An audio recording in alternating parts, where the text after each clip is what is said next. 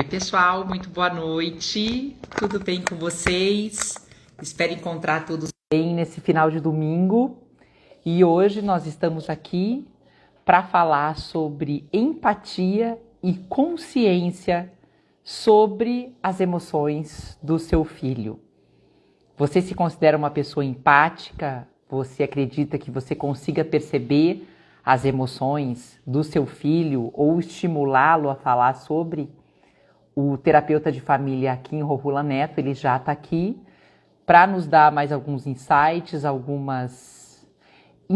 não digo dar dicas e orientações, porque ele não gosta desse termo em absoluto, porque, claro, de uma maneira super correta, ele acredita que cada um é um e que não existe uma receita de bolo para ninguém. Mas certamente essa live vai nos trazer, ele vai conduzir uma reflexão sobre o tema e certamente nos trará uma série de insights e nos permitirá sairmos da live muito mais reflexivos, bem informados e mais atentos. O Akin já está aqui, já vou chamá-lo a se conectar para começar a conversar com a gente.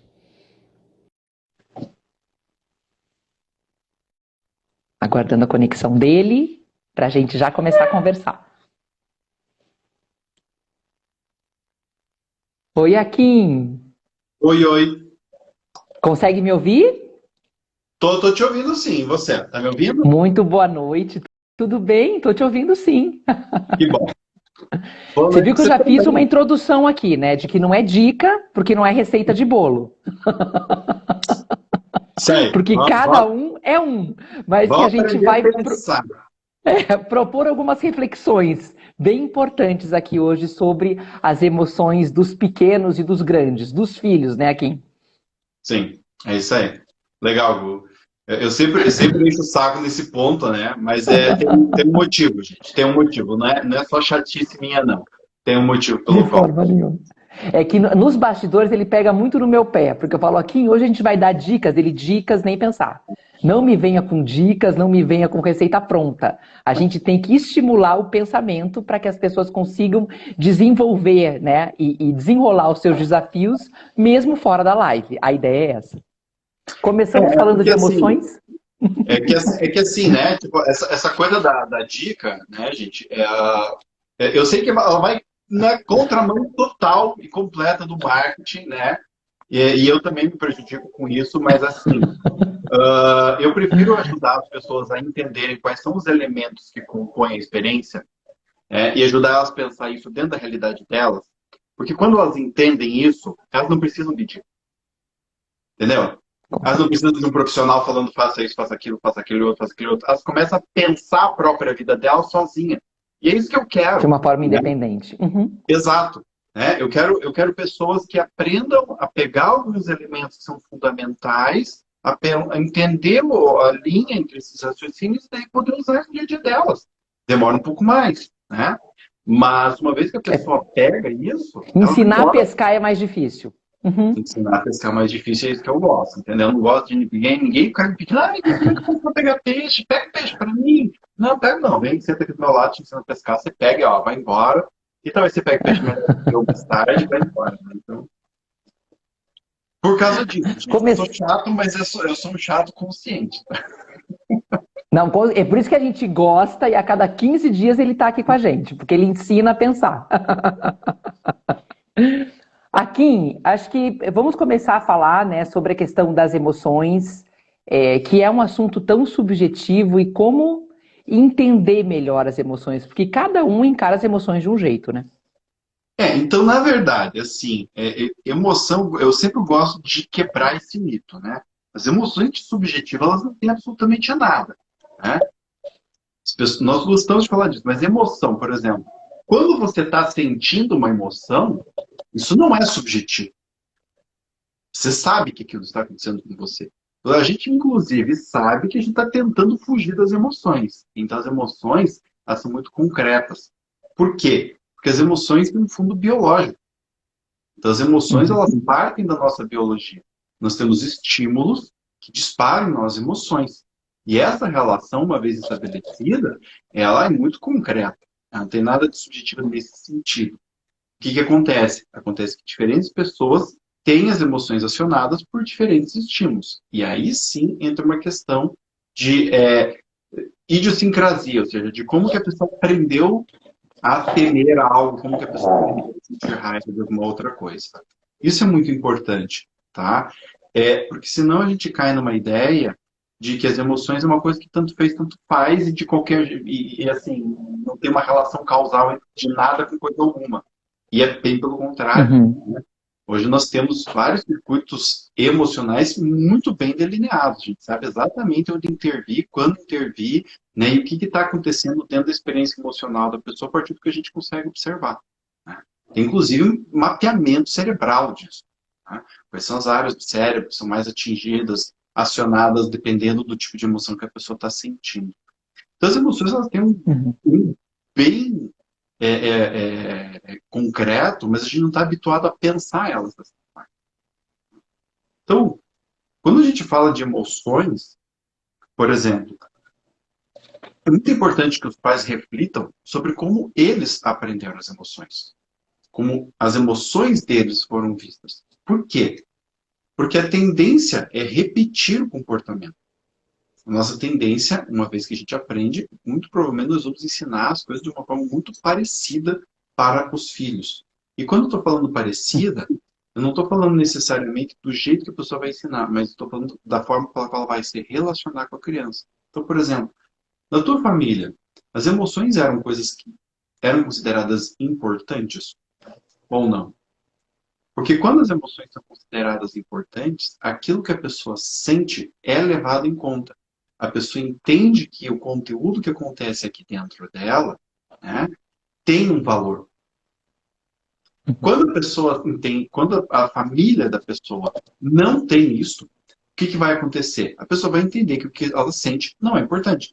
E isso vai se dar aonde? Na relação. Ou seja, o pai vai ver o filho chorando e não vai fazer nada, por exemplo. Ou vai falar assim, cala a boca, para de chorar, por exemplo. Então, aquela emoção que está aparecendo ali, ela não tem importância, que é o que a gente chama de... Uma das formas, né, que a gente chama isso é a privação emocional. Ou seja, muitas vezes tem famílias que são distantes emocionalmente da criança. E as expressões emocionais não são vistas. Ou, no seu oposto, pais que são em demasia ligados nas emoções das crianças. Ou seja, qualquer pequena demonstração de afeto, pai e mãe estão ali em cima, meu Deus, o que aconteceu? Que são os pais superprotetores. Tá? Então, essa questão ela é muito importante. Qual era o lugar da emoção? Se ela era importante, se ela não era, se ela era muito importante ou absolutamente nada importante. Se o sentir era algo permitido, o sentir e o expressar. Então, por exemplo, muitas famílias permitem que a criança sinta, mas não que ela expresse. Ou permitam que determinadas emoções sejam expressas e determinadas emoções não. São as emoções proibidas, que eu gosto de chamar. Né? Então, tem famílias, por exemplo, que a emoção proibida é a raiva, outras a emoção proibida é o medo, então você não pode sentir medo. Não, filho não sente medo. Medo é coisa de gente fraca.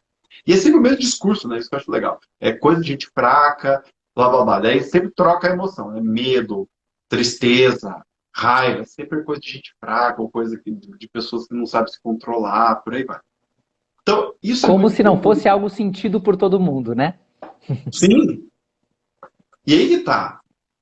A pessoa ela vai entender isso. Né? A criança acaba entendendo isso, que tem algo de errado com ela, por ela estar sentindo isso. Aí, assim, a leitura que cada criança vai fazer disso é um pouco interação com o meio e um pouco que é o repertório da própria criança. Então, ela pode entender que tem algo errado com ela. Ou ela pode entender que as emoções é melhor descartar. Então, cada criança vai fazer uma leitura. Que é besteira. Exato. Cada criança vai fazer uma leitura específica disso. Né? E a gente daí é uma coisa que nunca sabe o que vai acontecer. Vai ser uma coisa meio que dali do momento. E com isso é que a pessoa começa a formar o quê? O seu próprio repertório do que são as emoções para ela.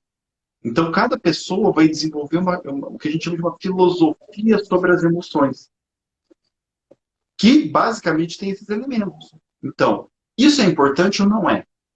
Eu posso sentir ou não posso. Eu posso expressar ou não posso. Tem emoção que eu não posso expressar? E ainda, tem emoções, tem formas de expressar que são proibidas? Porque aqui a pessoa vai começando a pegar o repertório. Então, por exemplo, eu posso expressar raiva, como ficando quieto, indo para o meu quarto e ficando lá até a raiva passar. Eu não posso nunca Uhum. jamais falar, pô, mãe, que saco! Porque isso é punido. Então, essa expressão da raiva é punida. Tá me entendendo? Então, aqui a gente Sim. começa a ver o quanto que o comportamento emocional ele vai criando o corpo e estamos falando de coisas concretas. Então, primeiro ponto, gente. É importante ou não é sentir? Esse é o primeiro ponto. Segundo ponto. Sentir é algo que era permitido ou não? E quais emoções eram permitidas ou não? Quais expressões eram permitidas ou não? E se é que era possível expressar. Porque aqui a gente vai Uhum. falar, por exemplo, a gente pode pensar numa família que é muito repressora, a gente pode pensar numa pessoa que vai desenvolver um sistema de inibição emocional. Ou seja, ela não vai se permitir sentir as próprias emoções, não é só expressão. Ela foi tão punida em relação a isso que ela não quer nem sentir mais, de tanto medo que ela E tem de se luta perder. contra isso. Uhum. Entendeu? Então ela não quer Sim. saber de emoção nem a pau, porque olha, a pior coisa que tem, eu só levava chumbada quando isso acontecia comigo. Tá? Ou às vezes a pessoa tem uma ou duas emoções que são inibidas, enquanto as outras podem. Ou todas podem, mas não de qualquer jeito. Tá? E também se a pessoa recebeu dos pais uma nomeação, uma nomenclatura sobre as emoções. Então, quando os pais ensinam a criança a dar nome e a normalizar o sentir, isso corrobora muito positivamente. Né? O John Gottman ele tem toda uma pesquisa em cima disso, onde ele vai mostrar quais são os estilos de pais em relação à questão de criar a filosofia das emoções. Né? Então, desde a repressão até pais que são coaches emocionais, que ele chama, né? Que são aqueles pais que ensinam a pessoa a sentir e como expressar. Isso tudo vai ser muito importante. Por quê? Porque se eu recebi muita punição em relação às minhas emoções, é muito comum que, ao me desenvolver, eu não vá querer sentir as minhas. E quando eu ver as emoções dos meus filhos, eu também não vou querer ver. Por que esse negócio? Porque você já cresce com essa questão de que é errado, né? Uma visão pejorativa das emoções, ou de ser emocional. Sim. Ah? E aí, assim, pode ter muita Uhum. coisa, sabe, Melissa? Eu posso achar que emoção é coisa de frufru. Eu posso ter medo das emoções. Eu posso não querer contato nenhum. Sabe assim, tipo, eu nem quero saber desse bagulho, né? Eu posso querer uma evitação das emoções, entende? Onde eu não acho nem bom nem ruim, só quero evitar porque a única vez que eu me lembro que esse negócio aconteceu comigo foi que errava. Então eu quero distância. Igual aquela coisa do é, é, cachorro mordido de cobra tem medo de linguiça, né? Então eu não quero nem saber desse bagulho, sai de perto de mim. Várias respostas, tá? A pessoa, por exemplo, pode Uhum. desenvolver um comportamento de abusar de pessoas que sentem emoções e que demonstram. Então, sabe aquela pessoa da escola que quando você está triste, seu marica, que você está triste no canto? E a pessoa começa, então, a fazer um bullying com quem sente. Ele pode fazer esse bullying com os filhos. Tá? Eu conheço muitos Como se pais. fosse aqui, como se fosse assim, uma fragilidade, né? Na verdade, você Uhum. conhecer as suas emoções e ser, de certa forma, um pouco mais emocional, não sei se isso está certo, usando os Uhum. termos leigos, parece Uhum. que te torna fraco, que te torna Uhum. frágil, que te torna menor. Para muitas pessoas essa é a leitura. Sim.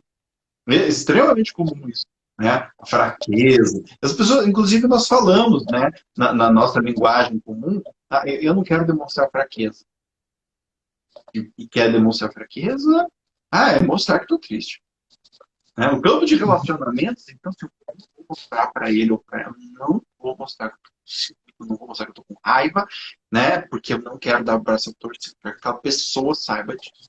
Então, nós Sim. vivemos, Como se grosso você estivesse modo, em desvantagem. com certeza. Com certeza. Nós vivemos, grosso modo, uma cultura de supressão das emoções. Tá? É muito importante a gente entender isso, porque essa cultura vai nos falar que o ideal a respeito das emoções é botar no lá, não sentir, não expressar, Uhum. guardar. A gente fala, né? Ah, eu não quero tomar uma decisão agora porque eu estou emocionado, daí não se tomam decisões boas. Tá? Isso também é um mito. Os estudos sobre emoções são muito interessantes. Os americanos eles têm aquela expressão the gut feeling, né? Ou eles falam assim, I'm not feeling this business. Né? E você veja, essa linguagem ela vem do mundo empresarial. Então, I'm not feeling. Né? Eu não estou sentindo esse negócio. Então, é um feeling. E é literalmente um feeling que as pessoas têm. Né? E esse sentimento que eles chamam de gut feeling, tem bastante pesquisa hoje, bem interessante a respeito disso, mostrando o quanto que o frio na barriga ele está conectado com áreas de decisões no cérebro. Então não é à toa que a gente sente o frio na barriga quando vai pensar de tomar uma decisão, e não é à toa que seguir esse frio na barriga é algo sábio. Né? As emoções elas têm uma concretude bem Sim, interessante quando a gente começa a fazer um estudo sim. particular. Yes. Aqui, deixa eu só interromper aqui a nossa linha de raciocínio, só para avisar o pessoal. A Luciana entrou aqui agora e perguntou se pode fazer perguntas. Sim, Luciana, pode, fique super à vontade. O que eu vou pedir para vocês, gente, hoje, porque eu já estou vendo que aqui no privado estão vindo várias perguntas. O Akin vai terminar a explanação, né? E aí a gente vai trazendo algumas perguntas para que ele responda, senão acaba que a gente vai fugindo muito ao tema. Mas sim, fique super à vontade. E assim que ele finalizar o conteúdo inicial da live, aí a gente já abre para as perguntas. Akin, por favor. Eu não sei, eu tô vendo você embaçado, pessoal. Se vocês puderem nos dar um retorno aqui, para mim o áudio do Akin está perfeito, mas eu não consigo vê-lo. Para você está certinho? Porque senão qualquer coisa, Akin, eu desconecto e conecto de novo. Tá, eu tô te vendo relativamente normal. Tô um Tá. pouco Vamos embaçado esperar um também. retorno do pessoal aqui. Tá, pode Senão eu ser. só desconecto e conecto de novo, porque às vezes resolve. Uhum. Às vezes uma questão de internet também. É. Vamos ver aqui, mas eu tô te ouvindo super bem. Eu acho que eu vou desconectar e te chamo de novo. Me dá um segundo. Tá bem? Deixa eu. Porque eu acho que senão o pessoal não consegue te ver, aí acaba que expressão faz a diferença, né? Vamos ver aqui. Vamos chamar de novo. Removi o Akin, agora eu vou chamá-lo de volta, gente, para ver se a conexão dele melhora. Mas pelo menos o áudio tá vindo certinho. Vamos ver.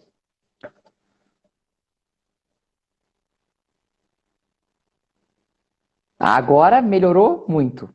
Ah, show. Que bom. Então vamos continuar. Pode. Bom, então assim, estou falando. O tema da live é empatia e consciência sobre as emoções dos filhos. Então, o que que acontece? Nós precisamos primeiro saber como nós nos relacionamos com as nossas. Por isso que eu falei todos blá blá blá até agora. Né? Então, Uhum.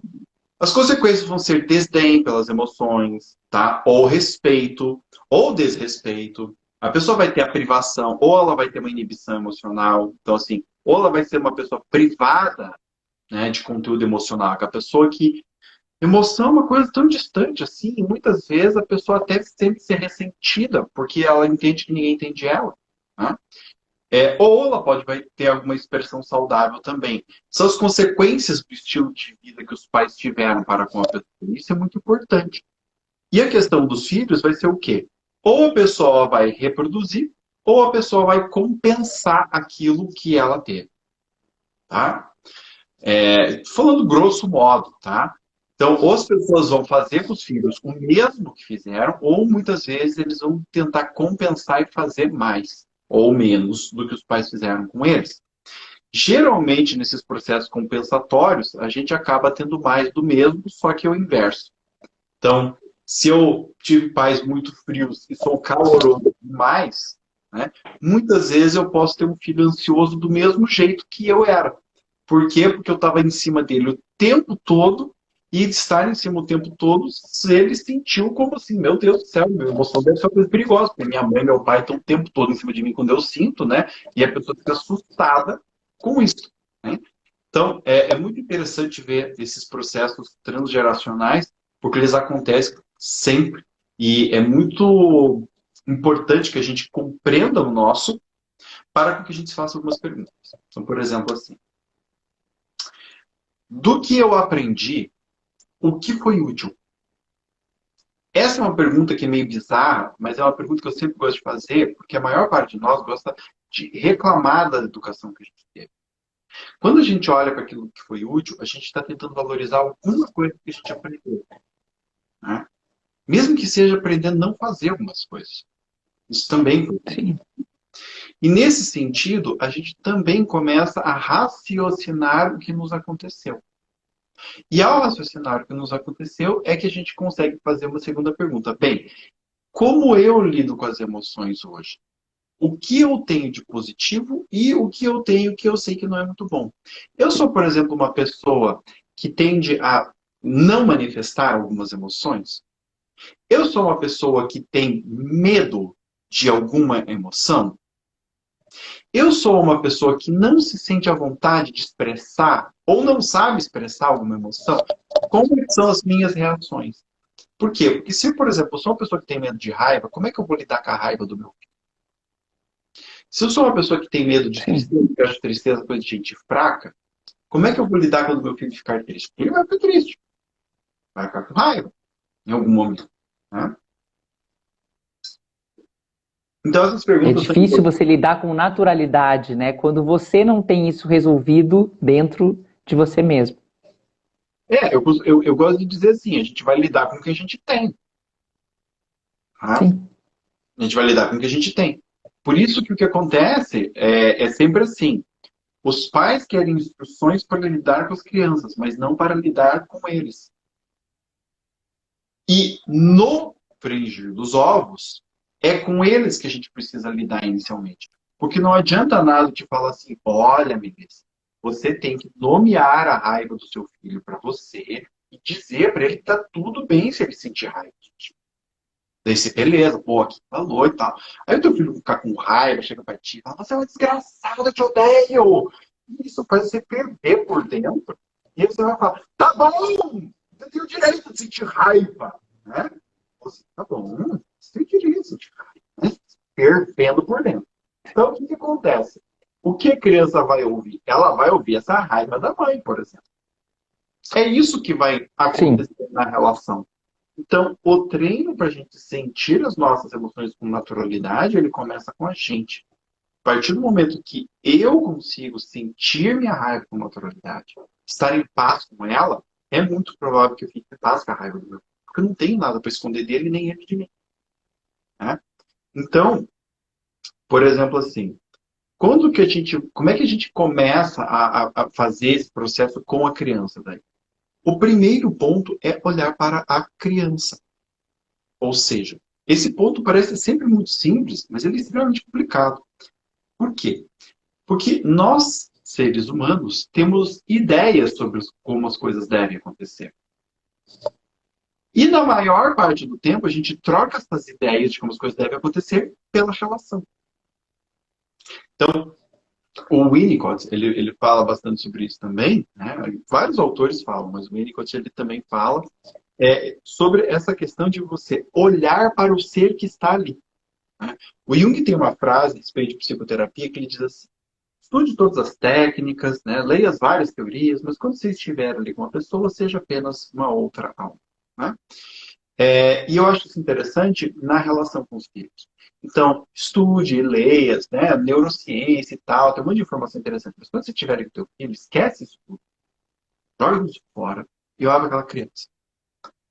O que Olhe aquela para criança ele. está O que aquela criança está te passando naquele momento? O que você está sentindo em relação àquela criança? Porque é aqui aonde vai acontecer as coisas. Entende? Você pode ter técnicas, é legal ter técnicas, mas é na relação que algo vai acontecer. Que você vai usar essa técnica de um determinado jeito. Que você vai dar um determinado tom para essa técnica. Né? Ou que você não vai usar. Porque você vai ter um feeling que te diz no momento, cara, não é hora de fazer isso. Eu estou contrariando toda a neurociência que eu li, mas eu estou achando que eu tenho que fazer aquele outro. E muitas vezes a pessoa faz e dá certo, né? Então, é por isso que eu não gosto Sim. de dar dicas. Porque a pessoa fica presa às dicas e diz assim, ah, mas o Joaquim falou que tinha que ser feito de tal jeito. E a pessoa está vendo no olhar do filho que não é para fazer aquilo. Mas o Joaquim falou que era para fazer, então, foda-se meu filho, foda-se minha relação com ele, eu vou fazer o que o Joaquim falou. E ela está se relacionando comigo, não com o filho. E eu não quero que você se relacione comigo, eu quero que você se Sim. relacione com os filhos de vocês. Então, o primeiro ponto é olhar para a criança. Essa É, a criança relação perde a espontaneidade, né? Uhum. perde muito mais do que espontaneidade. Perde o contato. Tá me entendendo? Perde o Sim. contato. E quando você perde o contato, você perde muita coisa. Então, por exemplo, como é essa criança? Ela é mais enérgica? Ela é menos enérgica? Ela é mais agressiva? Ela é mais passiva? Como é o meu filho? Eu costumo dizer que a pessoa só conhece o filho depois que nasce. Né? E muitas nem depois. As pessoas ficam tão distantes, né, tão presas às ideias que nunca vão conseguir. Mas assim, como é essa criança? Ela tem mais energia, ela tem menos energia, ela tende a ser mais introvertida, ela tende a ser mais introvertida, né? O que eu, enquanto pai ou mãe, sinto quando eu olho para essa criança? Eu sinto medo, eu sinto apego, eu sinto que eu quero fazer tudo por essa criança, eu sinto que eu não quero fazer nada por essa criança, eu estou sentindo um peso na minha vida. Quais são os meus sentimentos? Porque tudo isso vai entrar no meio da relação e tudo isso vai entrar em como você vai criar empatia. Porque o que é empatia? Empatia é quando eu olho para o outro e eu consigo estar no lugar deste outro. É quando eu consigo sentir este outro. Então não adianta nada eu te dar uma dica se você não entrar em contato. E a pessoa só vai criar consciência de como o filho está sentindo e ser empático com isso a partir do contato. Então, aprenda a olhar seus filhos nos olhos. Aprenda a sentir o que esses olhos passam para você e o que você está passando. Entrando em contato com o que você está sentindo mesmo. Né? Aprenda a perceber como que a criança te toca. O que você sente quando você é tocado. O que você sente quando você toca. O que você sente quando você fala. O que você sente quando a criança fala. E estou falando que desde o que ela fala, do conteúdo da fala, até o tom da voz. É muito comum a gente ver isso, né? Por exemplo, quando a criança, quando temos o bebê, então o choro do bebê afeta os pais. E, por exemplo, quando a criança está com dor, é óbvio que o choro de dor cria nos pais, né, uma inquietação. Agora, como que a pessoa se permite afetar por essa inquietação é um fator muito importante. Por quê? Porque essa pessoa pode brigar com a criança, porque a criança está deixando ela inquieta, ou essa pessoa pode reagir a isso entendendo que a criança está com dor, está precisando de cuidado, e se colocar no papel de cuidador. Então, aqui onde a gente tem o começo da consciência, eu dou ouvidos ao teu choro ou eu não dou? Eu te dou algum afeto em relação a esse choro ou eu não dou? Isso é muito importante. Eu faço algo, ou seja, o teu choro me afeta, eu te permito saber que o teu choro me afeta, ou você está chorando, mas dane-se, o médico falou que eu só posso falar, olhar para você de 3 em 3 horas, que eu só posso dar uma madeira de 3 em 3 horas, então é assim que tem que ser feito, é assim que será. Né? Nada contra, né, Sim. esse tipo de determinação, mas assim, é, tem vezes que a gente tem que seguir o que é dito e tem vezes que a gente também tem que olhar para o bicho. E às vezes o bicho está ali querendo outras Não, coisas. tem situações e situações, lógico, sem dúvida nenhuma, né? E por mais que haja uma rotina, que haja ali algo a ser seguido, uma orientação a ser seguida, existem as exceções para confirmar a regra, existem situações que são Sim, imprevistas, que são atípicas, e a gente tem que estar atento a isso, sem dúvida nenhuma. sim. E existem crianças e crianças, é que nem assim, né, gente? Por exemplo, eu sou de uma família que a minha genética, ela adora gordura, né? Adora banha e guarda tudo, né? Toda banha que eu como, ela fica guardada. Então, é a minha genética. Eu conheço gente que come gordura e não fica com nada, né? Tudo que é comida é metabolizado. Então, como é que vai me dizer que essas duas pessoas têm que ser tratadas de forma exatamente igual em relação à questão da alimentação? Não dá. Tem como. Sem Né? dúvida. E se a gente faz isso, a gente está passando por cima do bicho biológico. Então é por isso que eu falo de entrar em contato com a criança, entrar em contato com aquele ser que está ali. Isso vai ajudar o quê? A conhecer os limites. Quais são os limites do meu filho, da minha filha? Pessoas que têm 2 ou mais filhos sabem muito bem disso. Às vezes tem um filho que é desgraçado para dar limite. Né? Você tem que colocar uma mordaça e uma camisa de força. E o outro você só fala, ai filho, para. Tá bom, mãe. E a pessoa para. Ó, Né? aqui, falando disso, ó, tem a Jo colocando aqui, ó, tenho 3 filhos. Possuem personalidades bem diferentes. O mais velho é introvertido, a filha do meio também é mais fechada e a caçula é super extrovertida. Então, a criação é a mesma, né? É o temperamento, é a personalidade que faz a diferença aí. Veja, isso é um outro mito, tá? De que a criação é a mesma. Jamais a criação será a mesma. Impossível, né? É Eu impossível nunca dizer. conheci ninguém que disse que teve 2 filhos e que eles eram iguais. Nunca vi na minha vida isso. Sim, e veja, não tem como uma criação ser igual justamente porque as pessoas são diferentes. Então, se eu tenho um filho que é, por exemplo, extremamente enérgico, é uma pessoa com um temperamento mais agressivo, e ela é contrária às ordens, como é que você vai me dizer que eu vou educar essa criança igual ao meu outro filho, que é bem pacato, tranquilo, que obedece tudo sem eu nem pedir? Como é que vai ser a mesma educação? Não tem como ser a mesma educação. Porque é óbvio que eu vou gastar mais tempo com um do que com o outro. É óbvio que eu vou me estressar mais com um do que com o outro. É óbvio que para um eu vou demonstrar emoções que eu não vou demonstrar para o outro. Às vezes o outro vai ser meu porto seguro. Ai, que bom que hoje eu vou ficar só com meu treininho. Porque ai, é tão gostoso ficar com ele, porque ele obedece, ele deixa o saco e tal. A pessoa relaxa perto do filho. E o outro tá tenso o tempo todo. Como é que vai ser a mesma educação? Um filho tem um registro de uma mãe, um pai que está toda hora em cima dele, enchendo o saco e tenso. O outro filho tem um registro de pai e mãe que estão toda hora tranquilos perto dele. Como é que essa pessoa está sendo educada igual? Porque quando a gente entende educação só por passar regra, as regras podem ser as mesmas. Mas educação não é só isso, né, gente? Esse comportamento emocional que a gente passa é muito mais importante do que a quantidade de regras que a gente passa, até porque a hora que a pessoa chegar na vida adulta, ela vai dar um pé na bunda das regras que o pai e a mãe fizeram e vai bolar as dela. Né? Então envolve tudo isso. Não tem criação que é igual. E é o que ela está falando ali. As crianças nascem com temperamentos diferentes, então a gente precisa olhar para a criança para conhecer quais são os limites dela, quais são as necessidades dessa criança, em termos emocionais mesmo. O meu filho, ele expressa raiva melhor ou não? Tem uma tendência para essa raiva, ou o medo, ou a tristeza, ou ele tende a guardar? Como é que eu posso fazer para conhecer como essa criança está expressando? E o que ela está precisando de verdade? E aí não vai ter muita mágica, não, gente. Não tem magia. É literalmente começar a conhecer. É começar a observar, é perguntar, é ajudar a pessoa a dar nome para o que ela está sentindo, depois começar a entender como é que ela está lidando com isso, como é que ela está internalizando isso dentro dela. Né? Ou seja, eu, enquanto pai, enquanto mãe, considero a emoção do meu filho importante? Eu permito que o meu filho e minha filha sinta emoções, ou eu fico dizendo, não sinta isso agora? Eu permito ou não a expressão dessas emoções?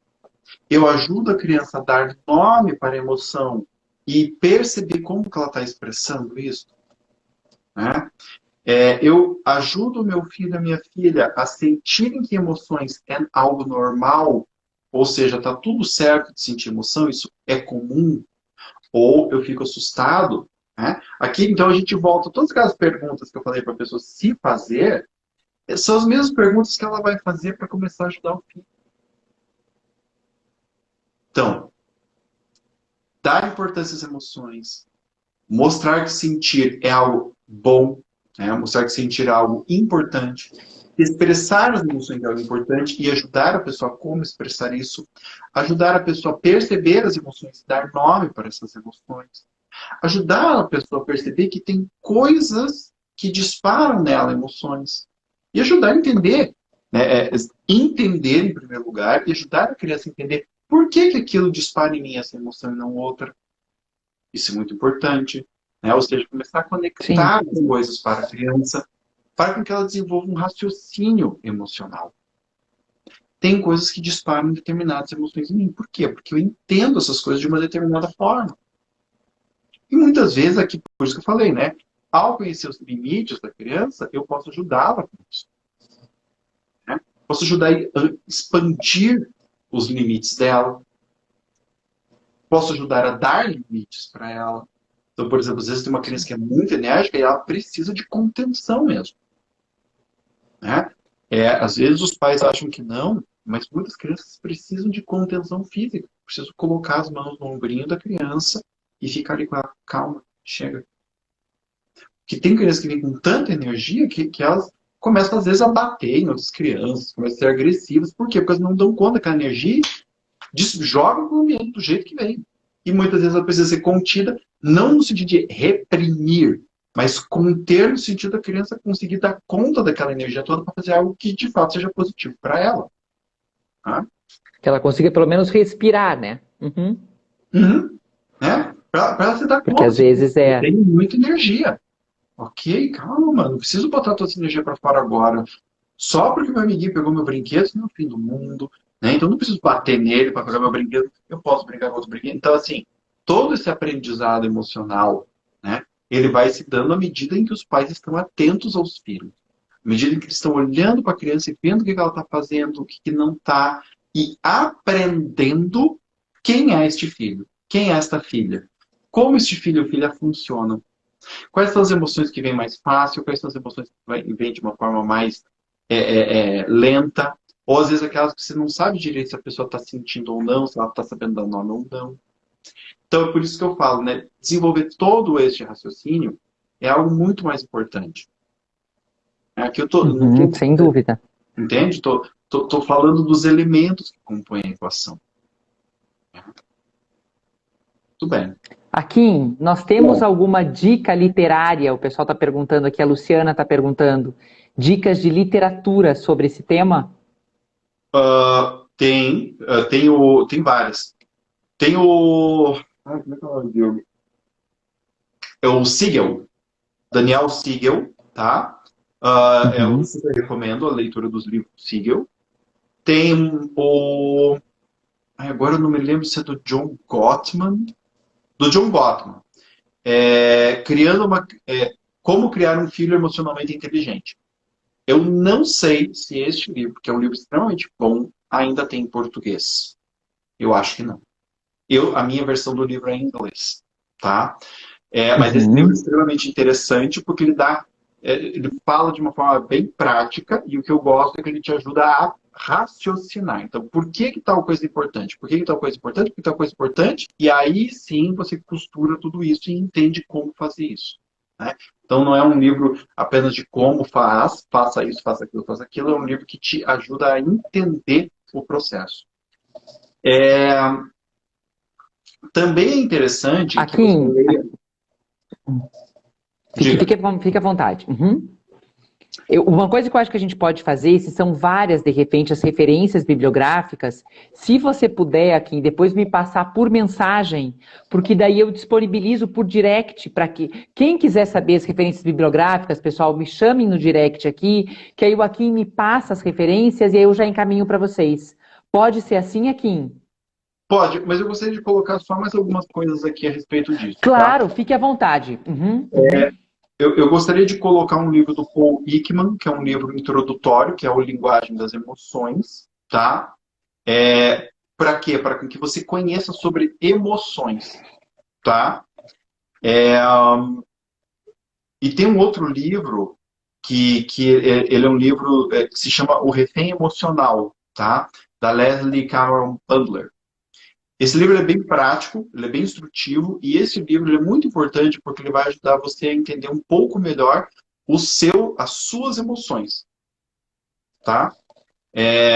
Então, esse livro, é isso que eu falo, tá? Eu dei algumas dicas de livros que falam a respeito da temática da criança, mas você não vai conseguir ajudar o teu filho se você ficar só no papel de tutor, querendo aprender técnicas para como educar o seu filho. Você só vai educar o seu filho emocionalmente de forma adequada a partir do momento que você fizer uma revisão e um trabalho com as suas emoções.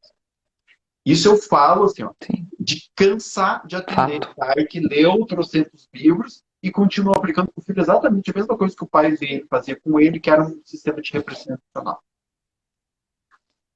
Porque a gente vai reproduzir o que está na nossa cara.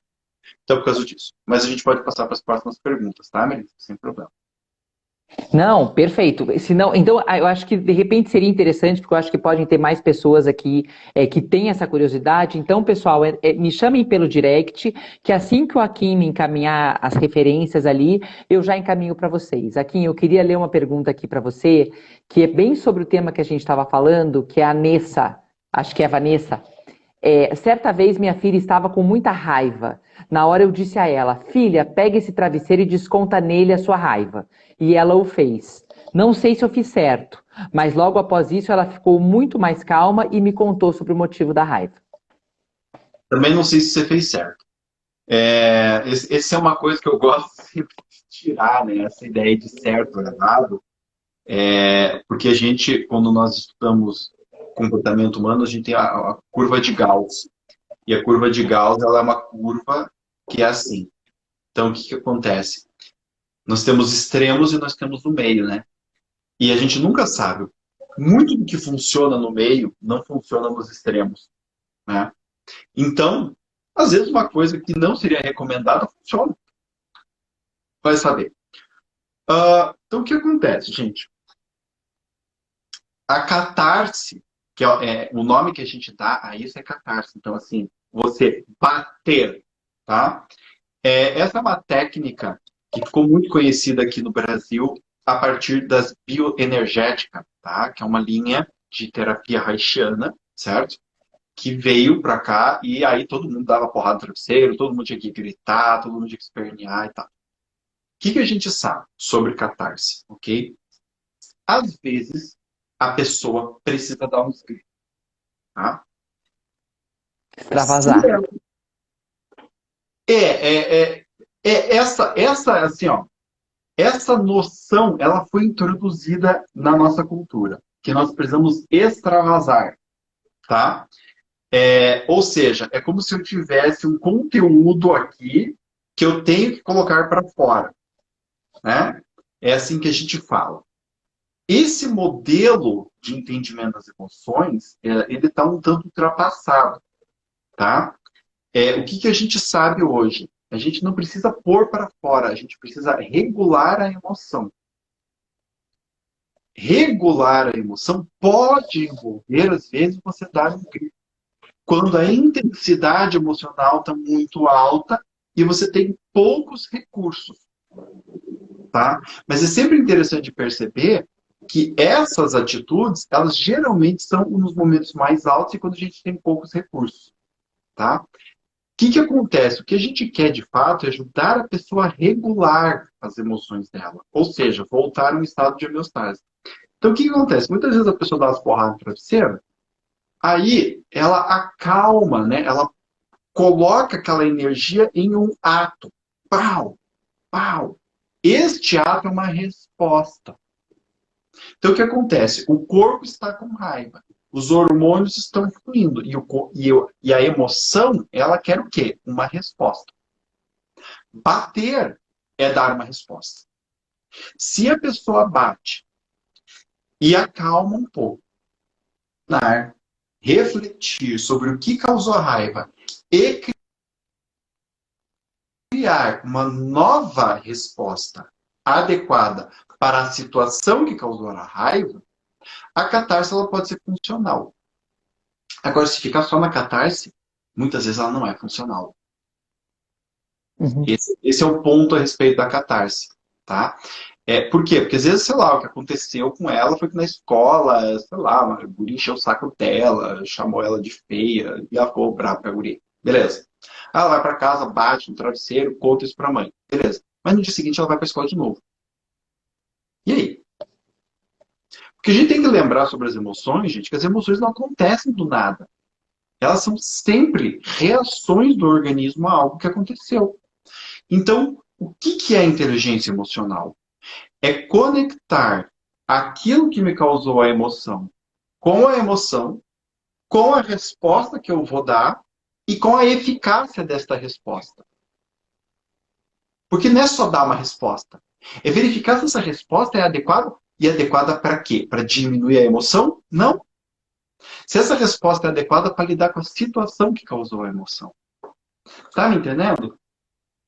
Então, o que acontecia? Na época em que a catarse chegou ao Brasil, a gente achava que se você simplesmente extravasasse, isso ia resolver o problema.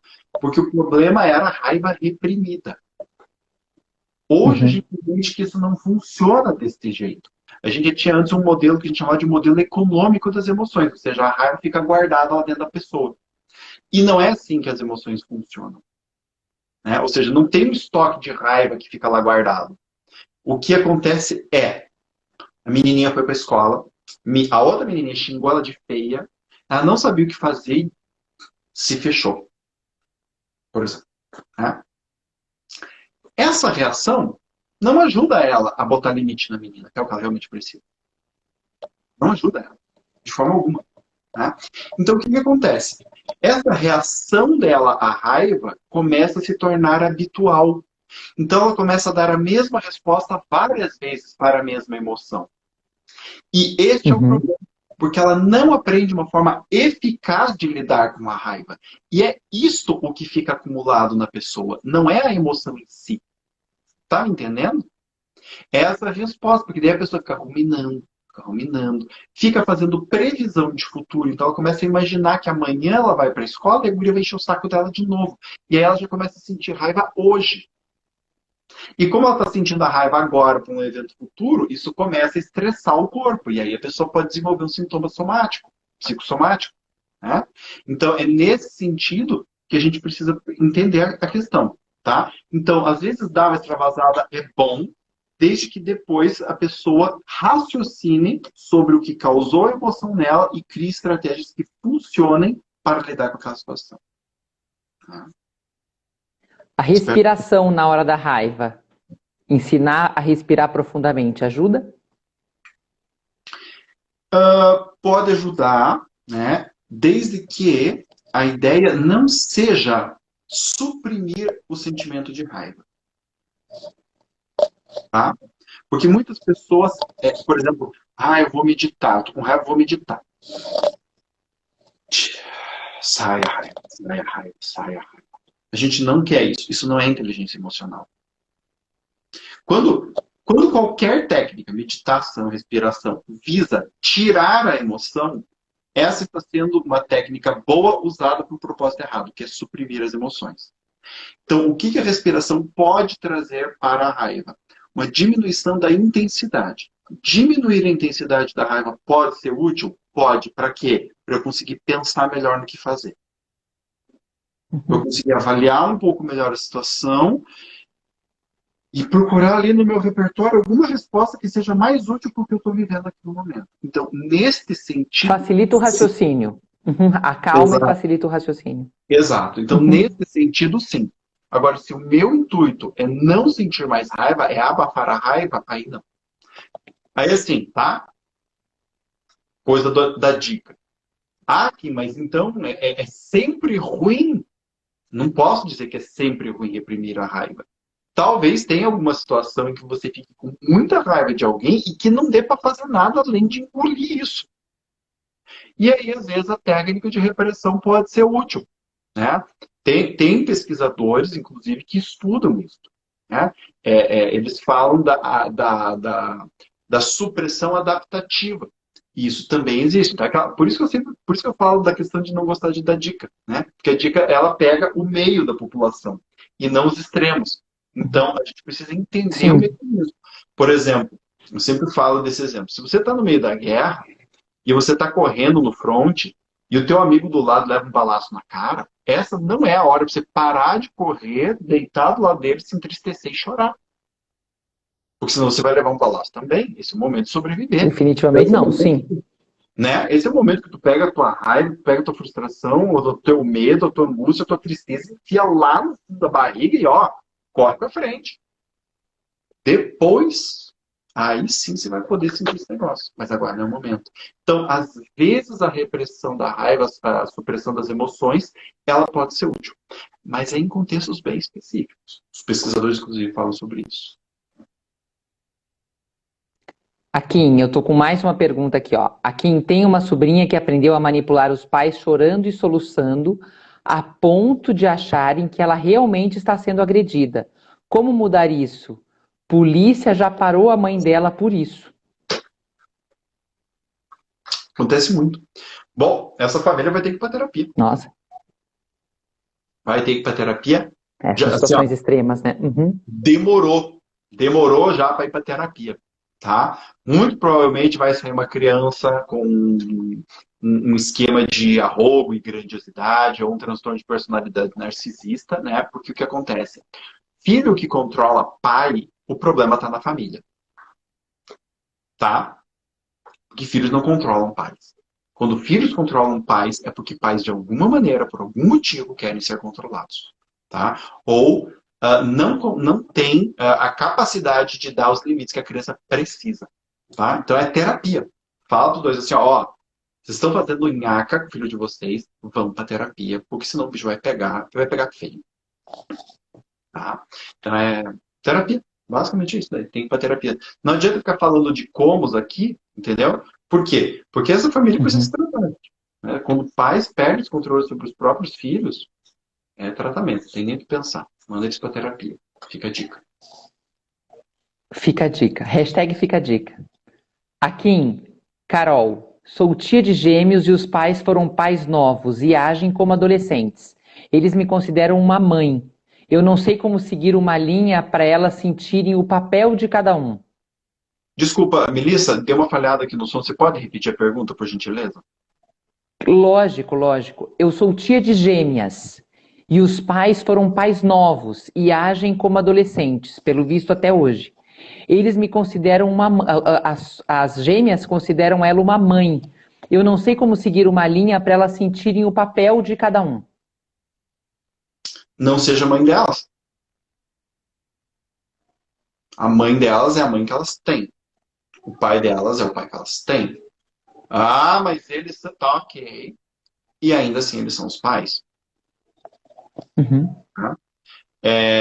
Então, Sim. o que acontece? Isso é muito Nunca importante. ninguém vai conseguir suprir esse papel, né?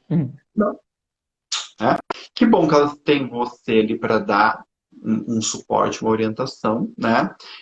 Mas se você está se questionando isso, é muito provável que você já tenha passado do limite. Então, você já está tomando esses filhos para você, inclusive é uma coisa extremamente comum. Né? Muitas pessoas que estão muito disponíveis para ajudar, né? E tem, do outro lado, pessoas que são pouco disponíveis com regras, limites, organização da vida, pegam essas pessoas ou os filhos dessas pessoas para botar ordem no galinheiro. Né? Então, geralmente, pessoas desorganizadas, impulsivas, que não estruturam a vida, tendem a se relacionar com pessoas muito organizadas, que não são impulsivas e que conseguem colocar regras na vida. Né? E é justamente para fazer esse equilíbrio. Então, o que acontece? É importante que essas adolescentes, agora eu não sei se são adolescentes ou não, né? Que elas saibam quem são os Elas pais. dizem só que são gêmeas. Pois é. Uhum. É muito importante que ela saiba quem são os pais, tá? E que você se retire do papel de pai ou mãe que você está assumindo neste momento. E que você volte isso para os pais. Olha, seus filhos estão me tendo como mãe. E isso está começando a me incomodar. Porque eu faço isso para eles, faço aquilo para eles, faço aquilo para eles. E não é o meu papel, é o seu papel. Então, colocar esses limites é extremamente importante. Porque se você não der, você vai virar mãezona delas, daqui a pouco você vai indo morar na tua casa. Tô falando que eu já vi casos assim, né? Ó, a Carol também, agora explica um pouquinho mais. Tenho muita dificuldade de me portar como uma pessoa adulta, porque nunca tive limites e regras. Sempre fui criada solta e me sinto uma criança, mas adulta. Não me percebo como adulta, embora eu já tenha 33 anos. ela atrela isso ao fato de nunca ter tido regras e limites e essa dificuldade em ser adulta, porque ela diz que ainda se sente uma adolescente. Aqui tem duas coisas que a gente tem algo que a gente precisa fazer uma diferenciação, tá? Quando a pessoa diz não tive regras, isso pode ser lido de duas maneiras, grosso modo de duas maneiras, tá? Das duas, uma. Ou ela tinha pais que não conseguiram dar regras e ela foi, por exemplo, ou mimada, ou ela fazia as coisas e não tinham consequências, né? Então, assim, porque ou ela vai ser mimada ou ela vai ser impulsiva neste olhar. Tá? Então, pais que não estavam muito disponíveis para dar limite, para colocar regra, e que, de certa forma, incentivar o filho a ser assim mesmo. Vai, seja assim, toca o barco. Tá? Ou ela tinha pais ausentes e teve que se virar, porque não tinha regra disponível. Né? Então, ela teve que dar um jeito. Né? Criar as próprias regras. Exato. Esses dois casos a pessoa pode se sentir assim.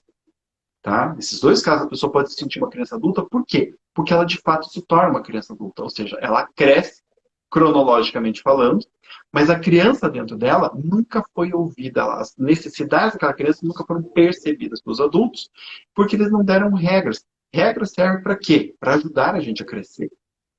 Né? Para ajudar a gente a crescer de uma maneira estruturada. E quando nós não temos isso, essa estrutura nos falta. A gente até consegue funcionar no mundo, porque a gente sabe o que tem que fazer, mas o aspecto emocional não cresce junto. Por isso que ela fala, sentimento. E aí, muitas vezes o aspecto comportamental vai na onda, né? E a pessoa precisa, grosso modo, fazer o quê?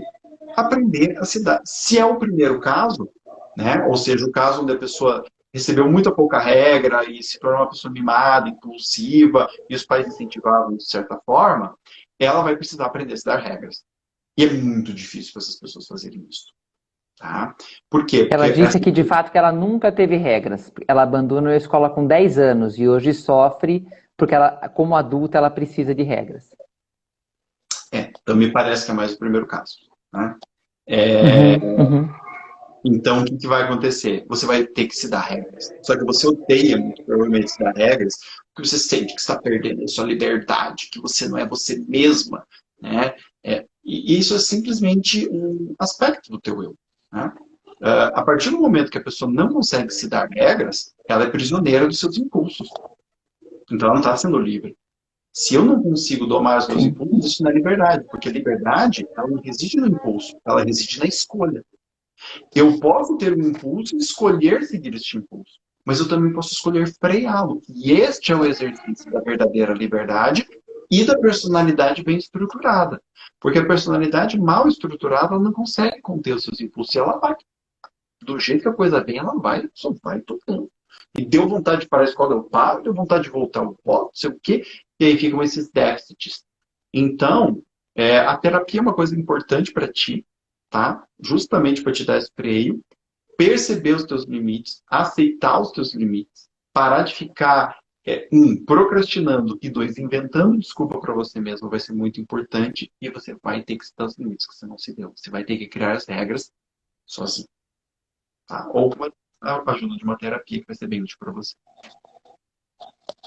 Akin, nós estamos aqui a 1 minuto e meio de encerrar. A Carol fez mais uma pergunta. Carol, essa tua última pergunta eu vou passar para o Akin e acho que você conversa com ele por direct, que aí ele consegue te responder, porque a gente vai ter que encerrar agora.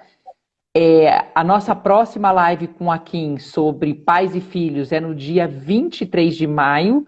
E o tema vai ser 4 tipos de criação emocional. Então a gente vai estender esse tema das emoções, mas a gente vai ampliar um pouco mais, trazendo os 4 tipos de criações.